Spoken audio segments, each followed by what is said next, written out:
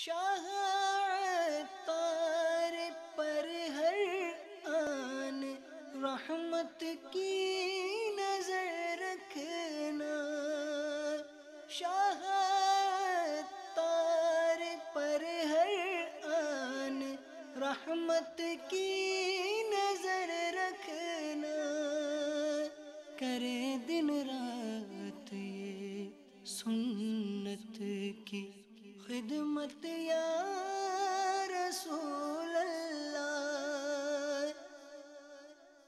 الحمد للہ رب العالمین والصلاة والسلام على سید المرسلین، اما بعد فاعوذ باللہ من الشیطان الرجیم، بسم اللہ الرحمن الرحیم۔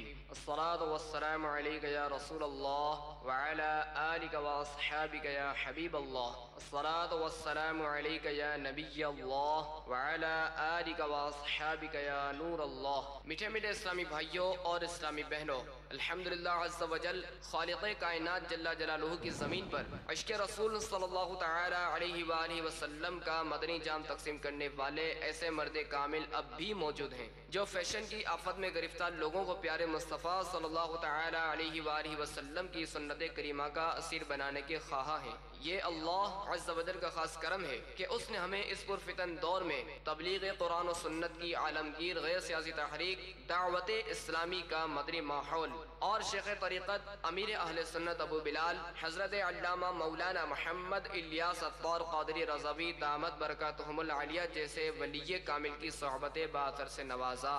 یقیناً امیر اہل سنت دامت برکاتہم العالیہ ان عظیم ہستیوں میں سے ایک ہیں جن کی مخلصانہ جد و جہد کی برکت سے ہزاروں نہیں بلکہ لاکھوں مسلمان بالخصوص نوجوان برائیوں سے تائب ہو کے نیکیوں کی راہ پر گامزن ہو چکے ہیں۔ الحمدللہ عز و جل بلا مبالغہ امیر اہل سنت دامت برکاتہم العالیہ نے اپنے سنتوبر بیانات کے ذریعے لاکھوں مسلمانوں کے دلوں میں مدنی انقلاب برپا کر دیا۔ الحمدللہ عز و جل مکتبۃ المدینہ ان بیانات کو آپ تک پہنچانے کی سعادت حاصل کر رہا ہے، لہذا تمام اسلامی بھائی اور اسلامی بہنیں اس بیان کو توجہ کے ساتھ سماعت فرمائیں۔ اعوذ باللہ من الشیطان الرجیم، بسم اللہ الرحمن الرحیم۔ انا انزلناہ فی لیلۃ القدر وما أدراك ما ليلة القدر ليلة القدر خير من 1000 شهر تنزل الملائكة والروح فيها بإذن ربهم من كل أمر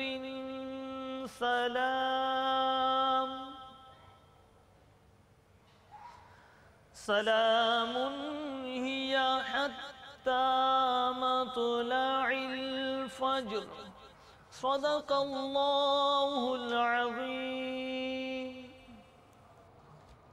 پہنچوں مدینے کاش میں اس بے خودی کے ساتھ، اس بے خودی کے ساتھ پہنچوں مدینے کاش میں اس بے خودی کے ساتھ، اس بے خودی کے ساتھ روتا پھروں گلی گلی دیوانگی کے ساتھ، دیوانگی کے ساتھ روتا پھروں گلی گلی دیوانگی کے ساتھ۔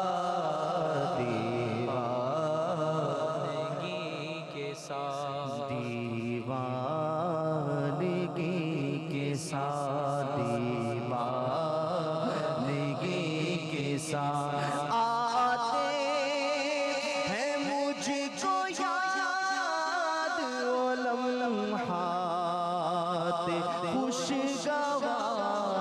خوشگوار آتے ہیں مجھ کو یاد وہ لمحات خوشگوار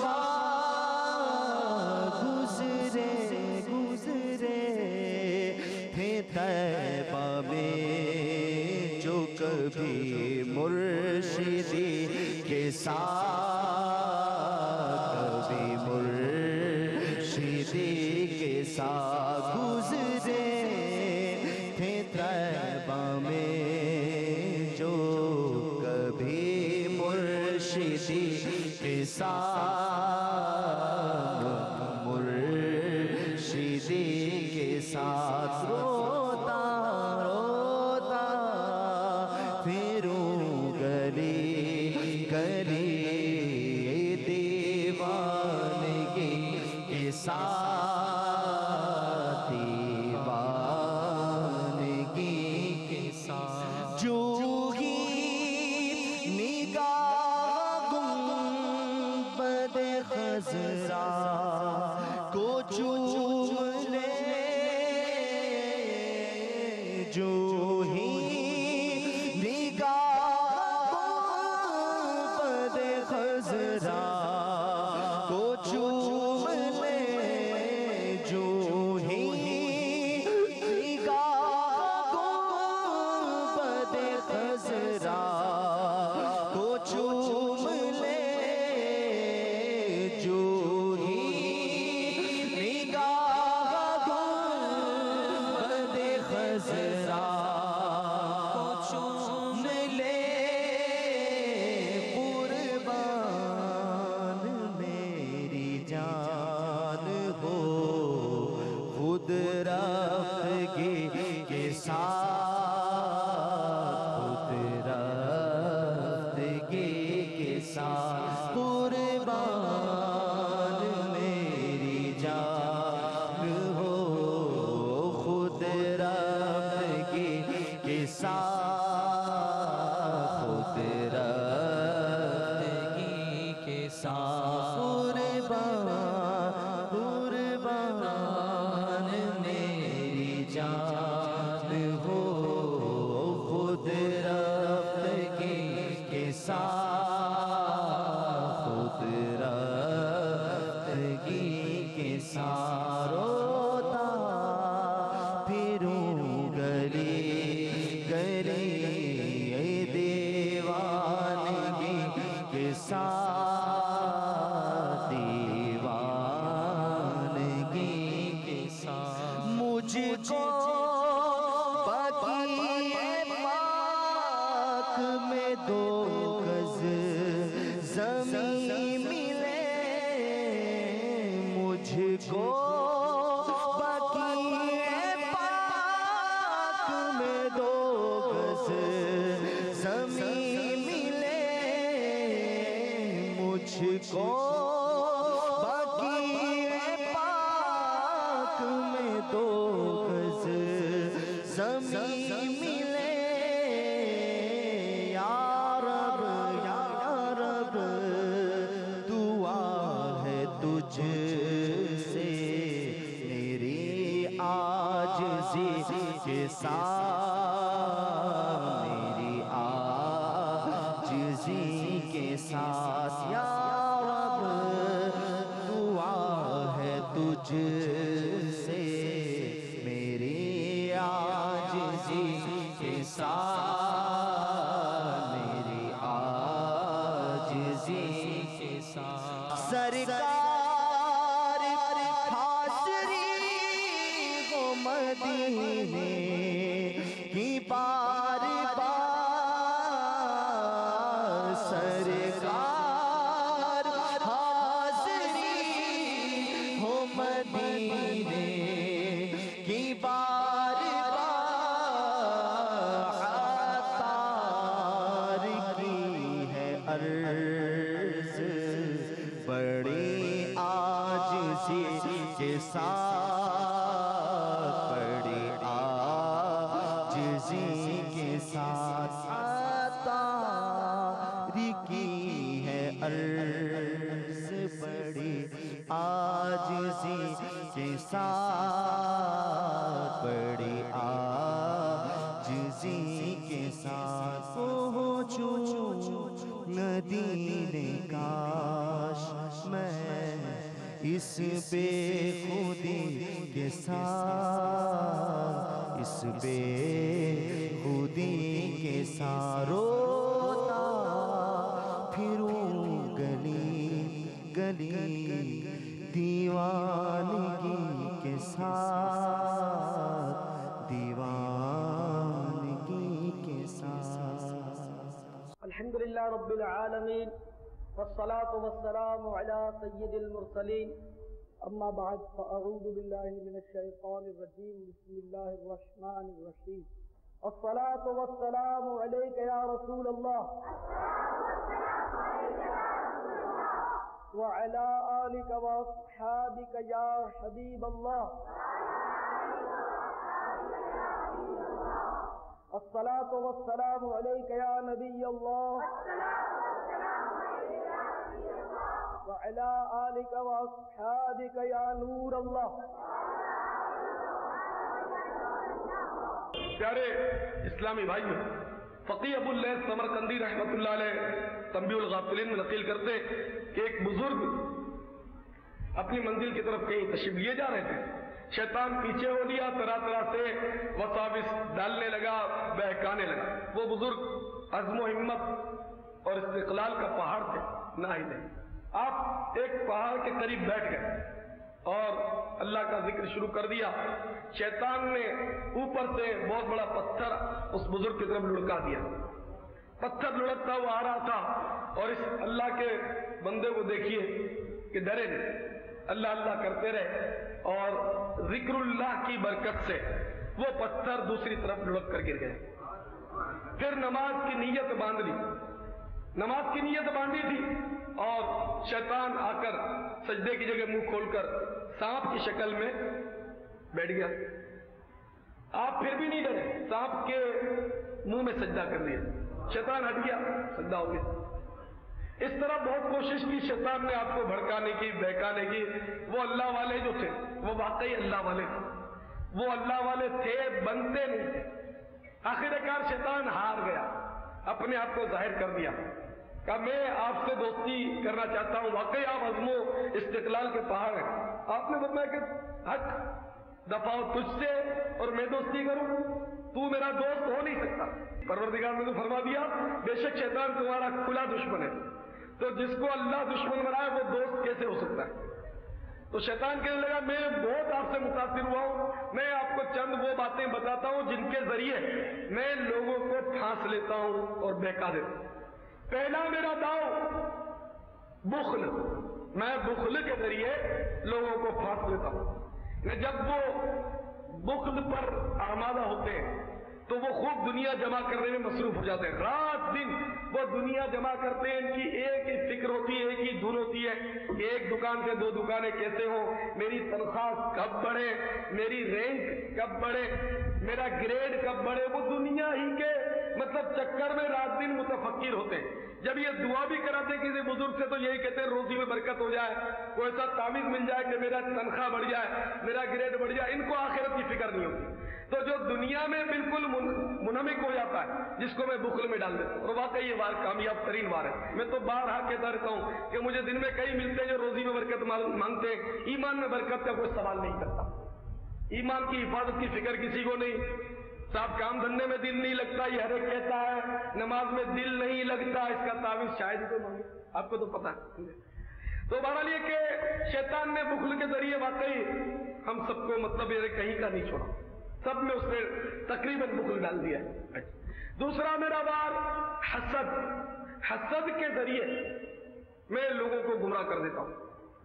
और शैतान कहता है कि जब मैं हसद डाल देता हूं किसी में तो ऐसा वली कि जो अपनी करामात से मुर्दे तक जिंदा करने लगे, जब उसे मैं हसद में मुब्तिला करने में कामयाब हो जाता हूं तो चारों खाने चित कर देता हूं, उसकी विलायत वगैरह सब खत्म, खलास हो जाता। نشہ، تیسرا ہتھیار نشہ.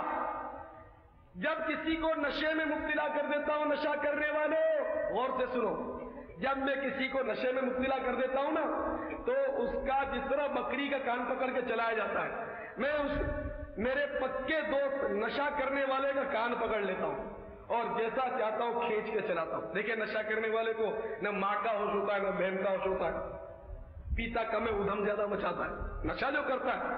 تو بہرحال یہ کہ جو نشہ کرتا ہے دنیا میں بھی ذلیل ہوتا ہے. لوگ اگر سلوٹ بھی کرتے ہیں تو آپ کی بدمعاشی سے، آپ کے لچا پن سے ڈر کے کرتے ہوں گے، ورنہ عزت نشہ کرنے والے کی دل میں کسی کو نہیں ہوتی، وہ ذلیل ہوتا ہے، چہرے سے نور اڑ جاتا ہے اور بڑی خرابیاں آپ کو پتا ہے.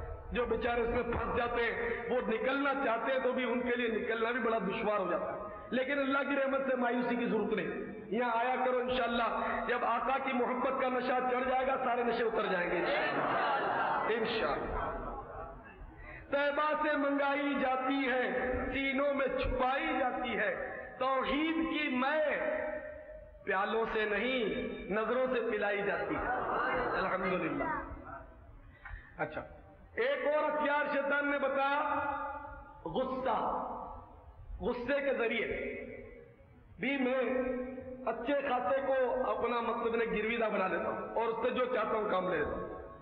جب کسی کو غصہ آتا ہے تو میں اچھل کر اس کے دماغ میں گھس جاتا ہوں اور جس طرح بچے گیند کو اچھالتے اس طرح غصے والے کو میں اچھالتا ہوں. آپ نے دیکھا ہوگا جب غصہ آتا ہے کر کے واپسی نے چڑھاتا ہے، یہ اچھلتا ہے، جھاگ اڑ رہا ہے، بولنا کچھ چاہتا ہے منہ سے نکلتا کچھ ہے. آپ نے غصے والوں کو دیکھا ہوگا، یہ برتن جو آیا دیوار سے مارا، یہ اسپیکر ادھر پھینکا، اپنا سر دیوار سے ٹکرا دیا.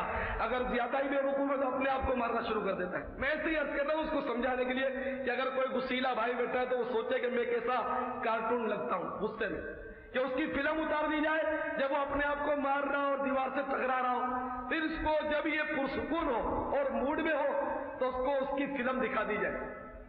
خیر آئینہ ان کو دکھایا تو برا مان گئے، کہتے ہیں برا تو لگے گا، لیکن واقعی ایک بار برا تو لگے گا لیکن اس کے مطلب ہوش ٹھکانے آ جائیں گے کہ میں ایسا کارٹون لگتا ہوں اچھا خاصا سمجھدار آدمی ہو کر.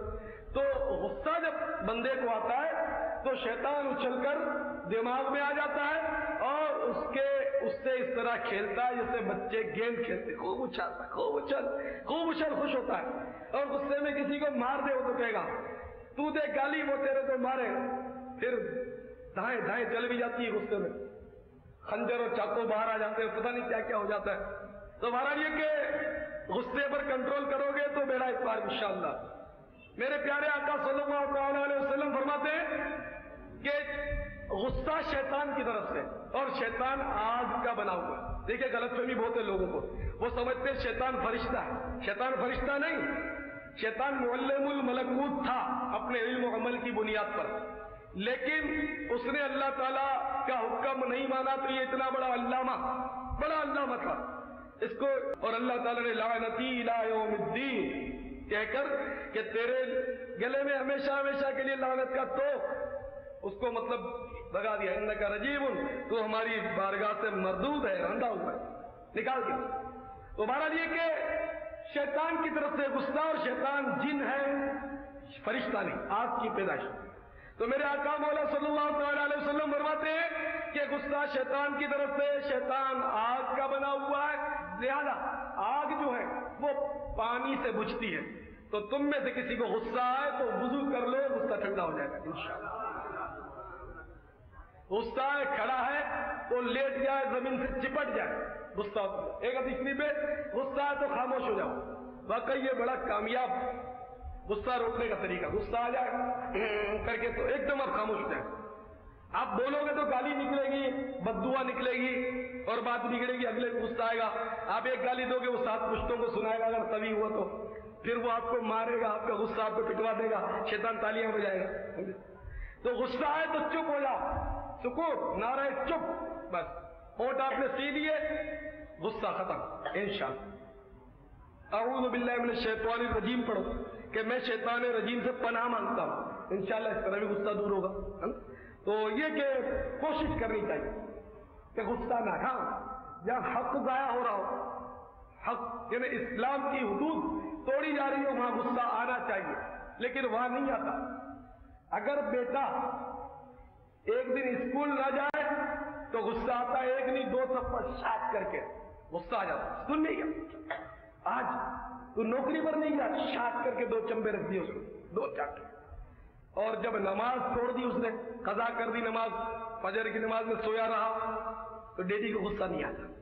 یہ غصے کا موقع ہے، تاکہ تجھے ناشتہ نہیں ملے گا، تو نے نماز نہیں پڑھی، آئیں کر لے ناشتہ، دیکھتا ہوں کیسے کرتا ہے۔ پھر وہ ظہر کے لیے شرافت سے اذان سے پہلے چلا جائے گا، بھوک لگے گی۔ بھوک ساری بیماریوں کا علاج ہے۔ بھوک اتنی بڑی سزا ہے، آپ بچوں کو مارتے ہوں گے، پیٹتے ہوں گے، بچے زیادہ شرارت کریں نا، اس کو بند کر دیں اور اس کو 2 ٹائم کھانا مت دیں، یہ مر نہیں جائیں گے بھوکے، یعنی انشاءاللہ وہ صحیح ہو جائیں گے۔ آپ دیکھنا بھوک ہر ایک کو درست کر دیتی ہے۔ اللہ تعالیٰ نے جب عقل کو پیدا کیا، عقل، تو اس سے فرمایا اے عقل تو کون اور میں کون؟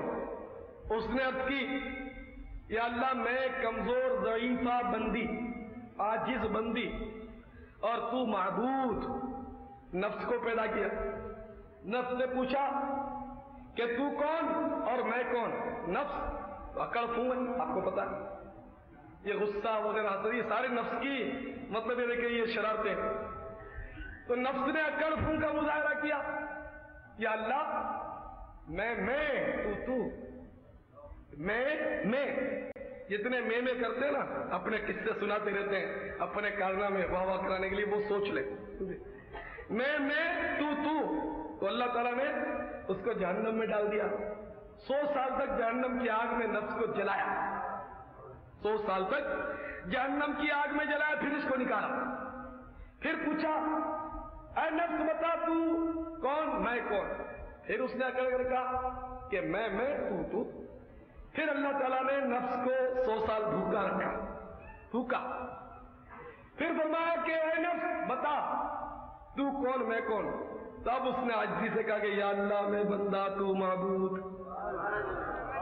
تو بھوک نے مسئلہ حل کر دیا۔ تو یہ سیانے ہو جائیں، اتنی میں آپ سمجھ جائیں میری بات۔ آپ دیوانے ضرور بنے لیکن ہوشیار دیوانے بنے، شیطان کے چکر میں دیوانے نہیں آتے، ایسے سیانے بنے کہ اس کے چکر میں نہ آئے، ورنہ جو زیادہ سیانے ہوتے ہیں نا، جس کو ایک اور آدھام کہتے ہیں، وہ شیطان کے چکر میں زیادہ آئے، تو آپ پورے سیانے بنے۔ اور دیوانے ایسے کہ آقا کے دیوانے، اور ایسے سیانے کہ آقا کی ہر بات سمجھ میں آتی جائے، سنتیں نافذ ہوتی چلی جائیں، ایسے دیوانے اور ایسے سیانے بن جائیں۔ تو میرے پیارے صحیح بھائیوں، میں عرض کر رہا تھا کہ شیطان نے 4 بار بتایا، بخل، اصل لفظ ہے بخل، حسد، نشا، غصہ۔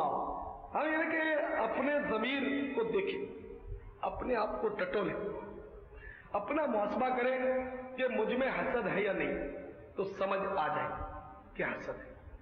یعنی کہ واقعی میں نے بہت اس پر غور کیا، تو بڑا مشکل ہے کہ اس سے کوئی بچ جائے، بہت مشکل۔ یعنی کہ عوام تو عوام، خواص کا بھی اس مرض سے بچنا مشکل ہے۔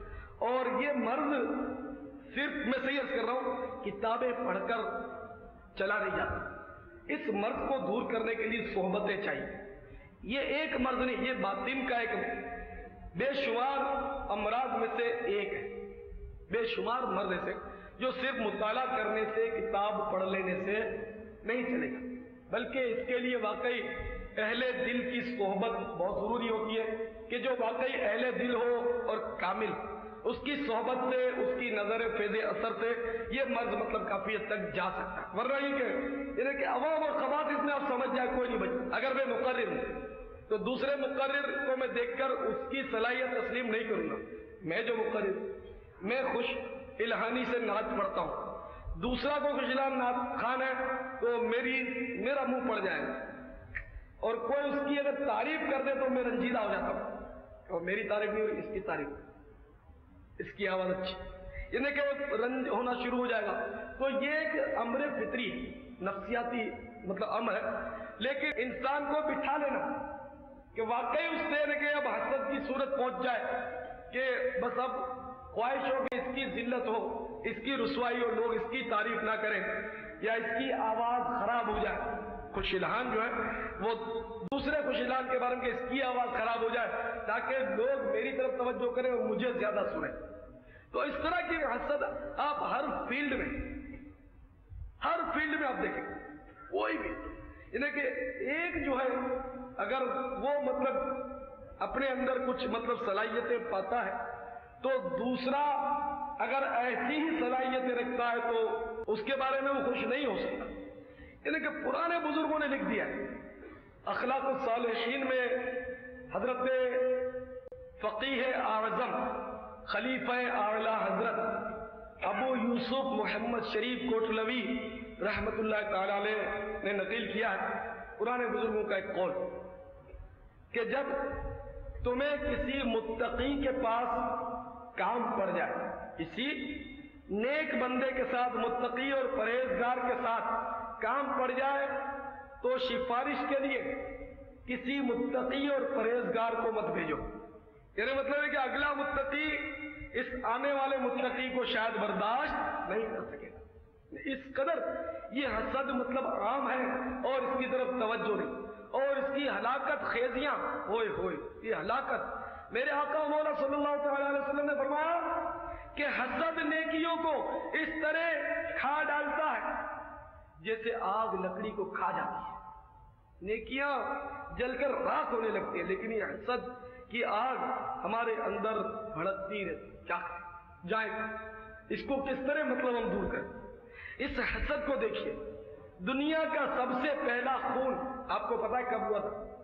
سب سے پہلا قتل حضرت آدم صفی اللہ علی نبینا وعلیہ الصلوۃ والسلام کے 2 فرزندوں کا یہ واقعہ ہے کہ قابیل نے حابیل کو قتل کیا.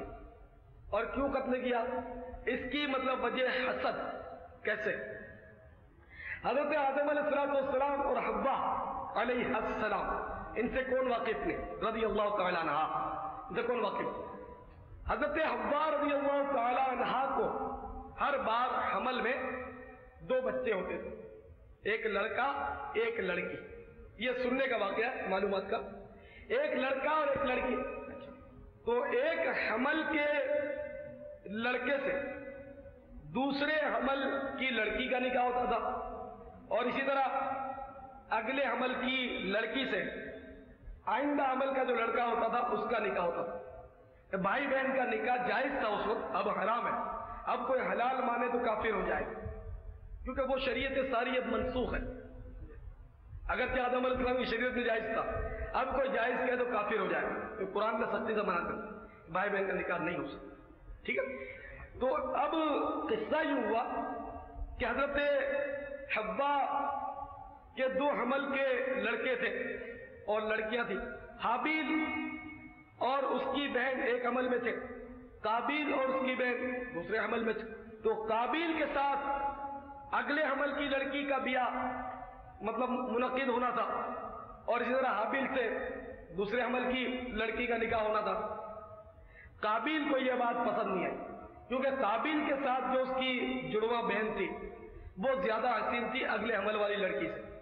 تو وہ حسد کی آگ میں جل گیا کہ واہ, میری جو 7 بہن ہے وہ حابیل کے اس میں چلے جائے عقد میں, اور اس کی جو بہن ہے جو اتنی شکل میں اچھی بھی نہیں وہ میرے نکاح میں ہو جائے. نہیں, قابیل قاتل دونوں قاف سے شروع ہے.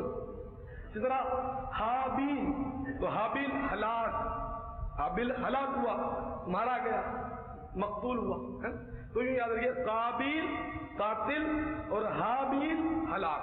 اس طرح آپ کو یاد رہے, ورنہ یہ آپ مطلب گڑبڑ کرتے رہیں گے, کبھی حابیل کو قاتل بنا دیں گے, کبھی قابیل کو قاتل بنا دیں گے, آپ چکر میں رہیں گے. تو ایسے مطلب ان نکات لکھ بھی دیا کریں, میں تو عرض کرتا رہتا ہوں, آپ میری مانتے نہیں ہیں. آپ کو ایسے نادان تھوڑی ہے. تو اسکول اور کالج میں ڈنڈا ہوتا نا, پھر مطلب یہ کاپی لے کر آپ بیٹھتے ہوں گے, ورنہ یہ دین کی اور سنتوں کی باتیں لکھنے کہاں بیٹھیں گے آپ. جو میرے پرانے دوست ہیں ان کو کہہ رہا ہوں ناراض نہیں ہوں, کیونکہ ہم لوگ سیکھتے ہیں. تو ایک ڈائری ہونی چاہیے. میں 4 ڈائریاں اپنے جیب میں رکھتا ہوں, یقین نہیں ہے تو میرے جیب میں دیکھ لے 4 ڈائریاں ہیں. ایک یہ ہے نا, ایسی 3 ڈائریاں ہوں. بہت میرے بیان کے نکات لکھے ہوئے میں لکھتا رہتا ہوں. اتنا حافظہ نہیں کیا تھا, اعتراف کر لینے میں حرج کیا, میرا حافظہ بالکل کمزور ہے. اسیان سے نسیان ہوتا ہے, اسیان گناہ کو کہتے ہیں. تو اللہ تعالیٰ میرے گناہ معاف فرمائے تو حافظہ بھی انشاءاللہ بھی ہو جائے گا. تو بہرحال پیارے اسلامی بھائیوں، میں عرض کر رہا تھا کہ حسد جو ہے یہ بہت خطرناک ہے۔ دیکھیے قرآن عظیم میں بھی پناہ مانگی گئی، وَمِن شَرِّ حَاسِدٍ إِذَا حَسَدَ، سورہ فلق کی آخری آیت، وَمِن شَرِّ حَاسِدٍ إِذَا حَسَدَ، انہیں پناہ مانگی جا رہی ہے، پناہ مانگو۔ انہیں اللہ تعالیٰ نے اپنے پیارے حبیب صلی اللہ علیہ وسلم کو سکھایا کہ پناہ مانگو، وَمِن شَرِّ حَاسِدٍ إِذَا حَسَدَ، حاسد کے شر سے، حاسد کے شر سے جب وہ حسد کرے۔ ایک نے میرے آقا مولا صلی اللہ علیہ وسلم پر جادو کر دیا، حسد ہی کا تو یہ نتیجہ تھا، اس نے جادو کر دیا، جادو نے اپنا اثر دکھایا۔ دیکھیے لوگ کہتے ہیں صاحب مجھ پر جادو اثر نہیں کر سکتا، ایسے ہی باتیں ٹونے ٹوٹکے کی، نہیں ایسی بات قرآن سے ثابت ہے، جادو کا وجود قرآن سے ثابت ہے، انکار نہیں کر سکتے۔ موسیٰ علیہ السلام کے مقابلے پر بھی تو جادوگر آئے تھے، سب نے رسیاں پھینک دی، قرآن میں ذکر نہیں پڑا، سب نے رسیاں پھینک دی، وہ سانپ بن کر ادھر ادھر پھرنے لگے، تو پھر موسیٰ علیہ السلام نے عصا ڈال دیا، بہت بڑا اژدہا بن گیا اور سارے سانپوں کو نکل گیا، ہے نا جادو کا۔ تو سحر کا ذکر قرآن شریف میں موجود ہے۔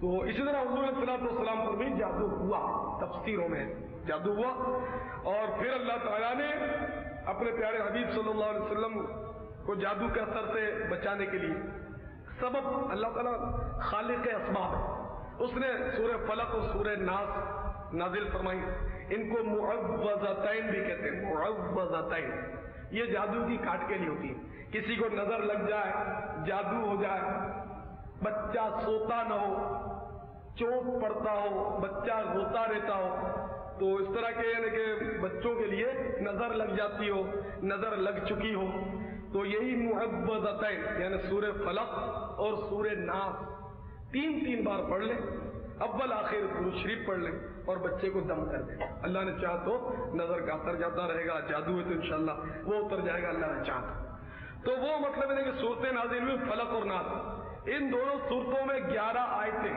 تو میرے آقا مولا صلی اللہ تعالیٰ علیہ وسلم ایک ایک آیت پڑھتے گئے تو ایک ایک گرہ کھلتی رہی، جب فلق اور ناس پوری آپ نے تلاوت فرما لی تو جادو کے اثر سے آپ چھوٹ گئے۔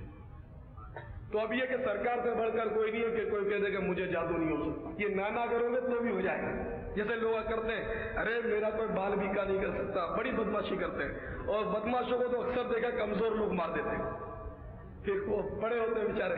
تو مطلب یہ کہ میں نہیں ہے، انا نہیں، میں جو بکری میں کرتی ہے، آپ کو پتا ہے وہ قصاب کی چھری کے نیچے آئی جاتی ہے، تو میں نہ کیجیے، آجزی کیجیے کہ سب کچھ ممکن ہے، کوئی مار بھی سکتا ہے، کوئی گولی بھی چلا سکتا ہے، کوئی کاٹ بھی سکتا ہے، کوئی جادو بھی کر سکتا ہے، سب کچھ ہو سکتا ہے، سب ممکن ہے، تو اللہ تعالیٰ محفوظ رکھے اور آفت سے ہمیں، اور عاجزی نصیب فرمائے، تکبر اینٹ اور اکڑ یہ نہیں چلتی، اکڑنے والا جب پٹائی ہوتی ہے نا اس کی تو زیادہ نظامات ہوتی ہے، چوٹ جسم کی کم لگتی ہے، دل کی چوٹ زیادہ لگتی ہے کہ یار میں اتنا اکڑتا تھا، اب میری عزت کا کیا ہوگا، لوگوں کو کیا منہ دکھاؤں۔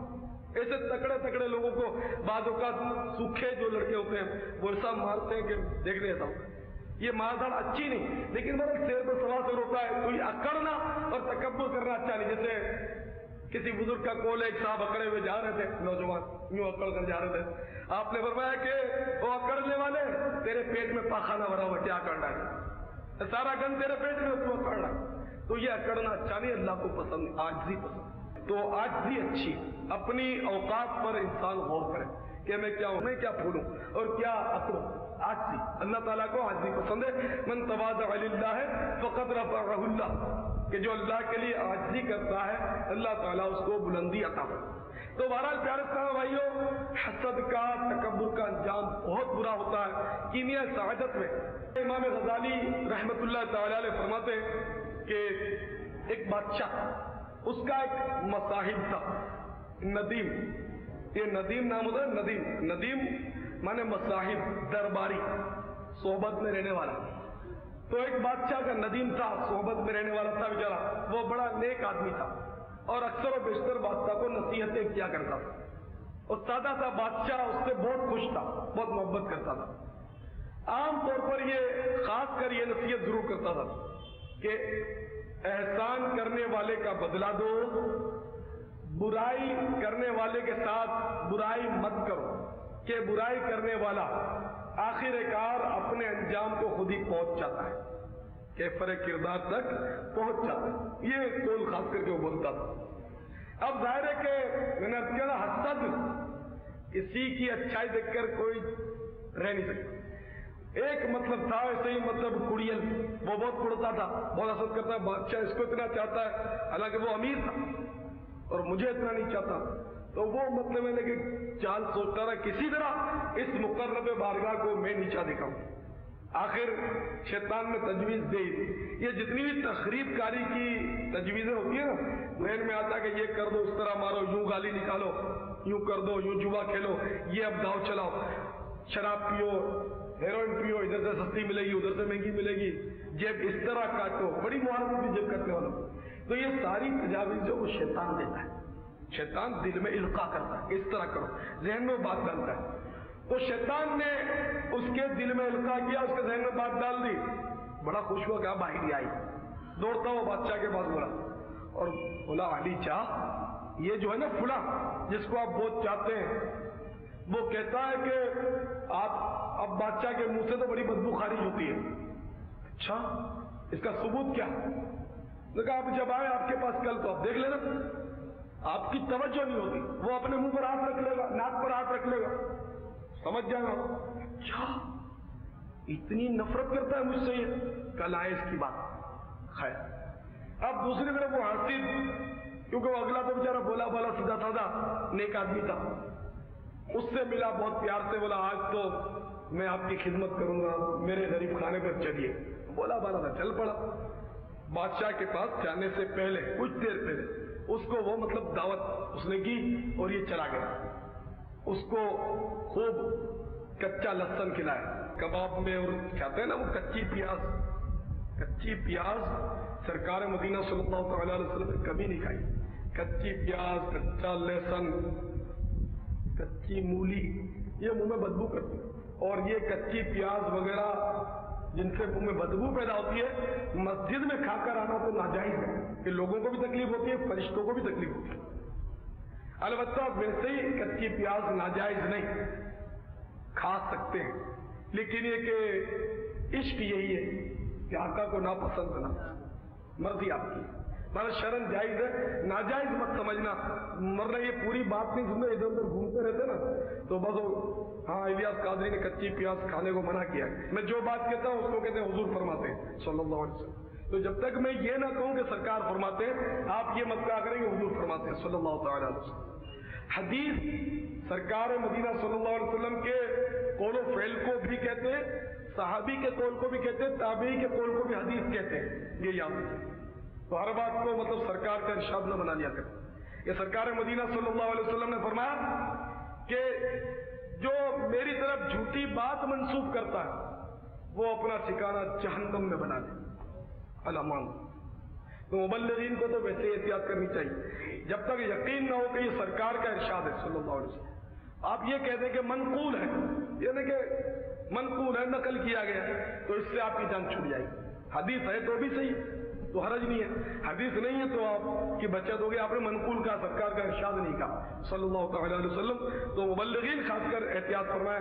عام بھائی، ہر بھائی مبلغ ہونا چاہیے کہ حدیث شریف میں بلغوا عنی ولو آیۃ، میری طرف سے پہنچا دو اگرچہ وہ ایک ہی آیت ہو. تبلیغ مانے پہنچانا، مبلغ مانے پہنچانے والا. تو بہرحال پیارے اسلامی بھائیوں، میں عرض کر رہا تھا کہ اس نے خوب اس کو کچا لہسن کھلا دیا. جب کھانے کے بعد وہ بادشاہ کے قریب پہنچا تو چونکہ اس کو بادشاہ سے بڑی محبت تھی، کچا لہسن کھانے کی اس کو احساس تھا کہ میں نے کھایا تو بدبو تو آتی ہے اس میں. کچی پیاز، کچا لہسن کھائیں تو آپ کو تجربہ نہ ہو تو کسی کو کھلا کر اس کے منہ کے قریب آپ منہ لے جانا تو آپ کو پتا چل جائے گا کہ یہ پیاز کیوں میرے آقا نہیں کھاتے تھے. کچی پیاز اتنی بدبو ہوتی ہے، کوئی کھا کر آتا ہے نا، صحیح بات یہ ہے، مجھے تو تجربہ ہے، کوئی کھا کر آتا نہ کری تو موڈ خراب ہو جاتا، فوراً پتا چلے، بڑا عجیب سی بدبو ہوتی. تو اس نے غریب نے یہ سوچ کر کہ بادشاہ سلامت کو میرے منہ کی بدبو سے تکلیف پہنچے گی، تو بادشاہ نے جب قریب پہنچا تو میں منہ پر ہاتھ رکھ لیا. اب وہ حسد کی بات تھی، اس نے کہہ دی تھی تو بولا اچھا اس نے ناک پر رومال رکھا ہے، اب منہ پر رکھیں گے تو ناک بھی ڈھک جاتی ہے نا، تو یہ اس طرح صحیح بات ہے، اس نے صحیح کہا، واقعی میرے منہ سے بدبو کا اس کو مطلب نے کہ وہ گمان ہے، ٹھیک ہے۔ بادشاہ نے ایک تحریر لکھی، بادشاہ کی عادت تھی کہ ہمیشہ کسی کو انعام سے نوازنا ہوتا تھا، خلعت دینی ہوتی تھی، تو اس کے لیے تحریر روانہ کرتا تھا۔ تو اب پہلی بار اس نے قتل کی تحریر لکھی، اس کو نہیں بتایا، اور اس کو پتا تھا خلعت کی تحریر ہوتی ہے، نہ اس کو بتایا تو نے ہاتھ کیوں رکھا، بس بادشاہ غصہ آ گیا تھا۔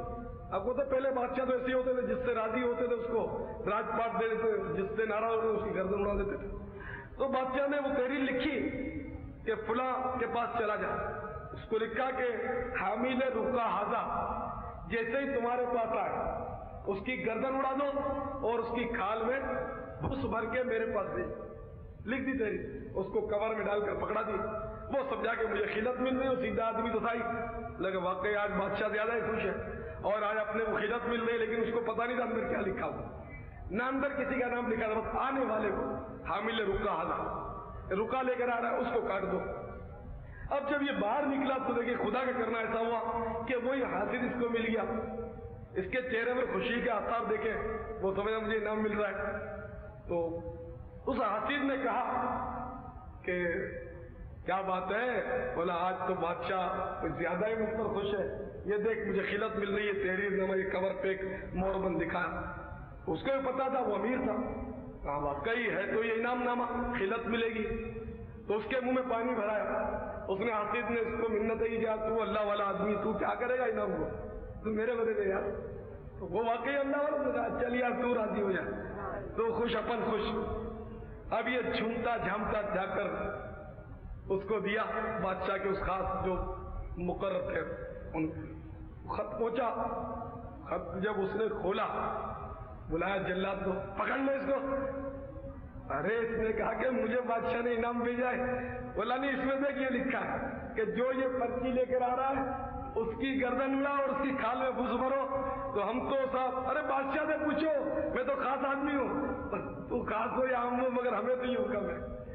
سمجھے، اس کی اڑائی گردن اور اس کی کھال میں بھرا بھوسا، یہ سچا واقعہ ہوگا، امام غزالی رحمۃ اللہ نے نقل کیا۔ تو پہلے اس طرح کے ہوتے تھے واقعات، بہرحال یہ کہ بھوسا بھر دیا۔ دوسری طرف جب دوسرے دن وہی شخص، وہ اللہ والا، اس کو تو کچھ پتہ ہی نہیں تھا بیچارہ، وہ بادشاہ کے پاس پہنچا، دعا سلام ہوئی تو بادشاہ کا بقا رہی، بولے تو یہاں کیسے، خیریت؟ بولا تو نے وہ پرچہ کیا کیا تجھے جو میں نے رکا لکھا تھا؟ بولا حضور وہ خلعت نامہ جو آپ نے عنایت فرمایا تھا تو وہ فلاں کو میں نے راستے مل گیا، اسے منت کی تو میں نے اس کو دے دیا۔ بادشاہ چمبے میں پڑ گیا، بولا ارے اس کا تو بیڑا غرق ہو گیا اس کا تو۔ پھر بادشاہ کو حیرت تو ہوئی، بولا کہ آخر چکر کیا تو بتا، تیرے بارے میں اس شخص نے مجھے یہ کہا تھا کہ تو مطلب یعنی کہ میرے منہ میں بدبو آتی ہے، ایسا تو مجھ پر الزام کرتا ہے، اور اسی لیے تو نے منہ پر کل ہاتھ بھی رکھا تھا، رومال رکھا تھا۔ تو اس نے بتایا کہ علی جا کل اسی نے مجھے لفظ وسن کچا کھلا دیا تھا، تو میرے منہ میں آ رہی تھی بدبو، تو میں نے سوچا کہ علی جا کو میری بدبو سے تکلیف نہ پہنچے، اس لیے میں نے رومال منہ پر رکھ لیا تھا۔ بادشاہ بولا اچھا تو ہی کہا کرتا تھا، صحیح ہے کہ بروں سے برائی مت کرو، برا خود کے فرق کردار تک پہنچ جاتا ہے۔ تو حاسد کا عبرتناک انجام۔ تو میرے پیارے اسلامی بھائیوں، یہاں ہمیں قتل کر کے ہماری کھال میں گھوس بھرنے کی تو کسی کو طاقت نہیں ہے، صحیح بات تو یہ، ہم تو اپنے زو میں پھانسی میں بہت پھول رہے ہیں، ہم کچھ بھی کر دیں ہمارا کوئی بال بیکا نہیں کر سکتا، لیکن قیامت سے پہلے موت، قبر، حسد کرنے والا اس کے لیے جہنم کے عذاب کی وعیدیں۔ حسد یہ کبیرہ گناہ ہے، بڑا سخت۔ حسد کی تعریف میرے اسلامی بھائیوں یہ ہے کہ کسی کی نعمت دیکھ کر اس کے زوال کی تمنا کرے کہ اس کی عزت خاک میں مل جائے، اتنا دولت مند ہے، خوب کاروں میں گھومتا ہے، اللہ کرے اس کا ایکسیڈنٹ ہو جائے، یعنی اس کے زوال کی تمنا کرے، اس کی آواز بیٹھ جائے، یہ اتنی بہترین بیان کرتا ہے تو اس کے بیان کا اثر ختم ہو جائے. لوگ اتنا اس کی عزت کرتے ہیں, اس کی واہ واہ کرتے ہیں, اس کو لوگ مطلب چھوڑ دیں, اس کی عزت نہ کریں, یعنی اس کے زوال کی تمنا کرنا اگلے کو جو نعمت ملی. تو یہ ہے دراصل حسد. اور غبطہ یا رشک اس کو کہتے ہیں کہ اگلے کی نعمت دیکھ کر واقعی احساس تو ہو, لیکن وہ احساس کیوں ہو کہ مجھے بھی ایسی ہی نعمت مل جائے. اس کے زوال کی, اس کی نعمت کے گرنے کی تمنا نہ کرے, بلکہ یہ تمنا کرے کہ مجھے بھی اس جیسی نعمت مل جائے اور اس کو بھی برکت مل جائے, اس کی ضائع نہ ہو, کم نہ ہو. تو یہ غبطہ رشک یہ جائز اور وہ حرام. تو اللہ تبارک و تعالی ہم سب کو حسد سے خصوصیت کے ساتھ محفوظ و مامون رکھے. یہ بہت طویل موضوع تھا جس کو میں نے سمیٹ کر آپ کے گوشے گزار کیا, ورنہ کئی جمعرات اگر میں بولتا تو شاید بول پاتا. چند باتیں یہ کہتے ہیں کہ آپ سب کو لائیے. دیکھیے آپ کی وجہ سے اگر کوئی آ گیا اور اگر اس کی اصلاح ہو گئی, آپ کے لیے ثواب جاریہ, آپ کا بیڑا پار ہو جائے گا. تو اب آپ مہربانی کر کے اپنا وظیفہ بنا لیں دعوت دینے کا. جو آپ کو ملتا ہے اس کو دعوت دیں. جو نہ بھی آئے, آپ کو پتا ہے کہ یہ نہیں آئے گا, یہ بہت بڑا آدمی ہے, لیکن اس کو بھی آپ کہو تاکہ اس کو پتا چلے کہ کچھ ہو رہا ہے. یہ تو پتا چلے کہ کوئی اجتماع کراچی میں ہو رہا ہے, سب کو. اچھا, اور یہ ہوتا ہے کہ آپ کہو گے تو اس کو اثر نہیں ہوگا, پھر میری ملاقات ہوگی, میں کہوں گا, اس کو اثر نہیں ہوگا. تو وہ سوچنے پر مجبور ہوگا کہ ہر ایک مجھ سے کہہ رہا ہے کہ اجتماع ہو رہا ہے, تو یار جا کر دیکھنا چاہیے کہ وہاں کیا ہوتا ہے. اور بعض اوقات دیکھنے والا جب آتا ہے نا تو وہ دیکھتا رہ جاتا ہے. اس کی مثال ہے, ابھی نورانی مسجد میں میرا مطلب بیان تھا پچھلے 2-3 دن پہلے, شاید پیر یا منگل کو. تو یہ ہمارے ملک صاحب رکشا چلاتے ہیں, یہ وہاں عشاء کا وقت ہو گیا ہوگا, نماز کے لیے آ گئے ہوں گے. اب یہ کہ میں بیان کر رہا تھا تو وہ سننے کے لیے بیچارے بیٹھ گئے. بس قسمت انہیں کھینچ لائی تھی.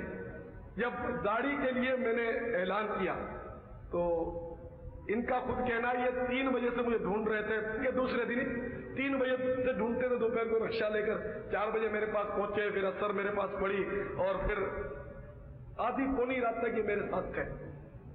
تو انہوں نے بتایا کہ بس جب آپ نے داڑھی کا کہا تو سب سے پہلا ہاتھ میں نے اٹھایا. یہ سوچ بھی نہیں سکتے تھے کہ میں بھی داڑھی رکھوں گا, لیکن اللہ کا فضل ہوا, اللہ تعالیٰ نے دل میں اثر ڈالا. تو یہ خالی ایسے ہی نماز کے لیے آئے تو آواز سن کر بیچارے بیٹھ گئے.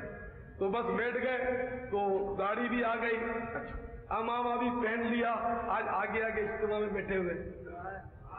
تو آپ بھی اسی طرح انشاءاللہ کسی کو لاؤ گے تو آپ لائیے گا, لانا آپ کا کام اور ہدایت دینا اللہ تعالیٰ کا کام. تو میرے بھائیوں آپ جوک در جوک لائیں, زیادہ سے زیادہ لائیں. بڑے سے بڑا رئیس, بڑے بڑے وزیر, آپ کو پتا ہے ککری گراؤنڈ میں چکر لگا رہے ہوتے ہیں, آپ نے شاید دیکھا ہو, فٹ پاتھوں پر بیٹھے ہوتے ہیں. الحمدللہ ایسا اجتماع کہیں بھی نہیں ہوتا, ہمارا اجتماع کہیں بھی ایسا نہیں ہوتا. اتنا بڑا اجتماع, بڑے بڑے وزیر, MNA, MPA, کوئی بھی ہو, پولیس افسر, فوجی افسر, میجر, کرنل, جنرل, پتہ نہیں, عجیب عجیب کافی لوگ, بالکل عوام میں سب لوگ ہوتے ہیں. الحمدللہ اتنا بڑا اجتماع ہوتا. تو آپ لائیے گا, جس کے نصیب میں ہوگا وہ آ بھی جائے گا انشاءاللہ. اگر کوئی نہیں مانتا کہ میں نہیں آؤں گا, مجھے فرصت نہیں, تو اس کو کہہ دیں گے چلو جمعہ چھٹی ہے نا, پہلے تو باؤنڈ یہی کریں گے جمعہ رات کو اثر میں آنا اور رات بھی رکنا. اللہ تعالی ہم سب کو پیارے حبیب صلی اللہ تعالی علیہ وسلم کی سنت پر عمل کرنے کی توفیق عطا فرمائے. مسلک کا تو امام ہے الیاس قادری, مسلک کا تو امام ہے الیاس قادری, تدبیر تیری تام ہے الیاس قادری, تدبیر تیری تام ہے الیاس قادری, فکر رضا کو کر دیا عالم پہ آشکار, یہ تیرا اونچا کام ہے الیاس قادری سرمستی رضا کی ہر عالم میں دھوم ہے سرمستی رضا کی ہر عالم میں دھوم ہے ساقی دور جام ہے الیاس قادری مسلک کا تو امام ہے الیاس قادری فیضان سنت نبی پھیلاتا ہے تیری تحریک کو دوام ہے الیاس قادری شاہ عطار پر ہر آن رحمت کی نظر رکھنا شاہ عطار پر ہر آن رحمت کی نظر رکھنا کرے دن رات یہ سنت کی خدمت یا رسول اللہ